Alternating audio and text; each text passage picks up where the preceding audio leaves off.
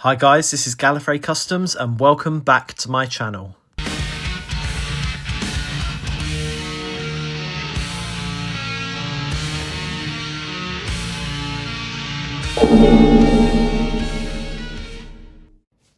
So today I'm really excited to be taking a look at the Cybermen from Darkwater 2014 Vortex Edition figure set. This is the first set of 2026 of the 2026 wave, because Tegan was supposed to be 2025, but anyway, this is a collect and build for the Abominable Snowman, and this one comes with the head, and yeah, it looks really cool. So starting off with the front of the box, you can see it's the first one that we get in of the 12th Doctor's colour guide, and it's got like a cool like peachy sand colour for the 12th Doctor, and that's it really. It includes 2 Cyberblast arms, and the rest of it is text that you've seen before. So yeah, looking at the rest of the packaging, on this side as normal you got the Doctor Who logo and the 12th Doctor at the bottom. The back, it has text about the set, it has text about the Abominable Snowman and the Yeti figure, which is another cool inclusion. And then, yeah, on the other side, it's just the Doctor Who logo. And yeah, that is pretty much it. So let's take a look inside. So you have both of the figures in the box with their arms next to it and the head.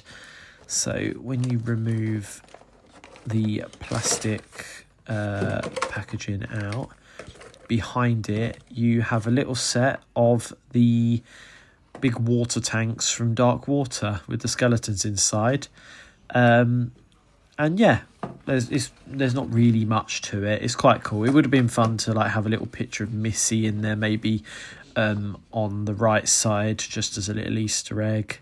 But yeah, either way, it's pretty cool. So taking them out of the box, and my first reaction is, oh my god, these are so freaking cool. They are honestly the best Gen 3 figure that we've had so far, for multiple reasons, which I'll go into.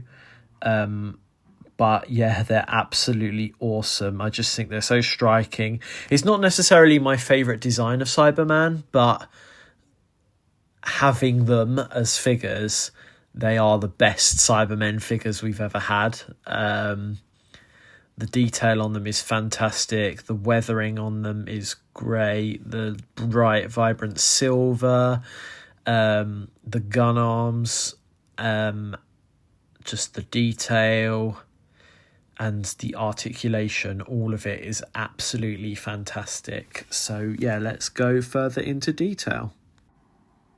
So both figures are absolutely identical, so I'll just look at one of them for the actual review for the most part.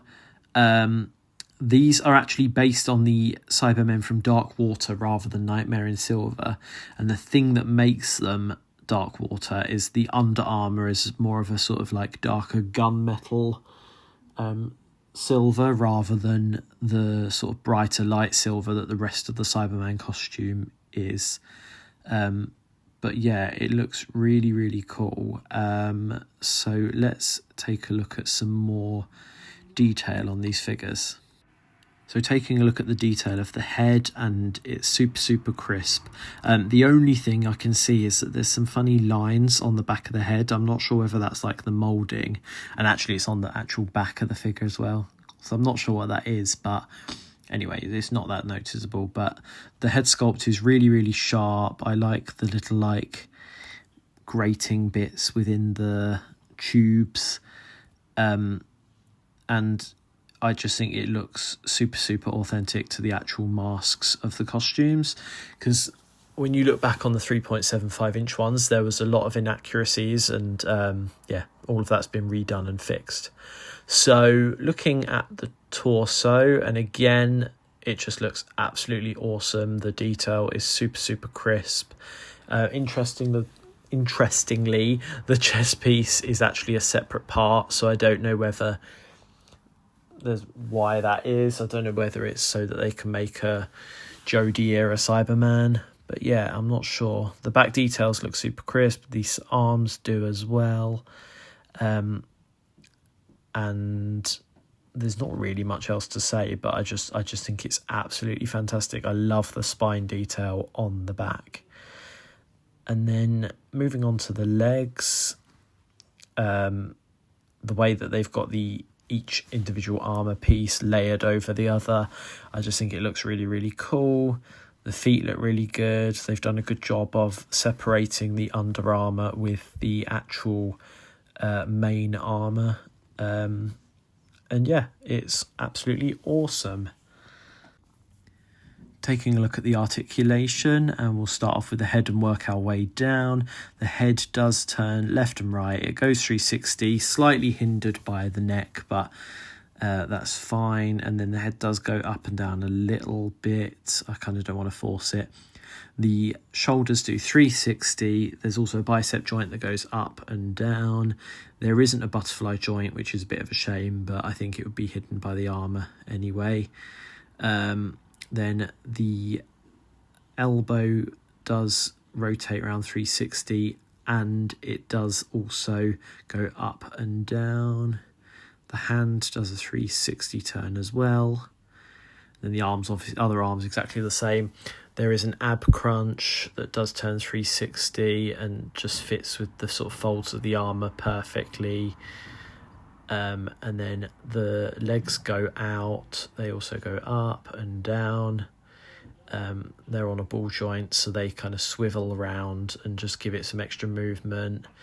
And they do turn in and out. And then the knees also are on a ball joint and also bend up and down, so they do turn.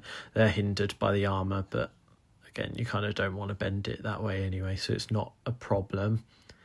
And then finally finishing off with the feet, they rotate round 360 and they do pivot up and down a little bit. I think they're on a sort of ball jointy kind of thing. But yeah, it's super, super dynamic. None of the joints are loose at all. It's just like absolutely perfectly articulated. There's nothing that feels like fragile or feel like it might break. It just works perfectly. And as you can see, it was so easy to pose it in a sort of like running pose, as if they're moving mega quickly, like they did in Nightmare in Silver. So then taking a look at the gun arm, and this is super, super cool. It's so easy to just pop the arm out. You just pull it straight out and it just plugs straight in, and it looks absolutely awesome. I'm not sure whether I prefer the non-gun arm or the gun arm. I might do one of each on my display. So then comparing it with a Cyberman, and it is in fact the most recent B&M one that came out, and it looks really, really good together. The Cyberman is a little bit taller, which I think is accurate. I think they are supposed to be a little bit smaller than the previous design, but as you can see, the silver really pops on both, but the articulation does feel like a massive upgrade in comparison, and I just think they really look cool in a lineup together. So finishing off with the Yeti head, obviously I'll do a full review of the Yeti once I've got all the parts and built it together, but the head is super textured and detailed. You can see the eyes in there, although they're subtle, it works. And the little fangs, and then in the inside you've got a ball joint, which will obviously plug into the neck. Thank you all so much for watching. I've really enjoyed reviewing this set. It's fantastic. But yeah, please like and subscribe, comment for more, and I'll see you all soon.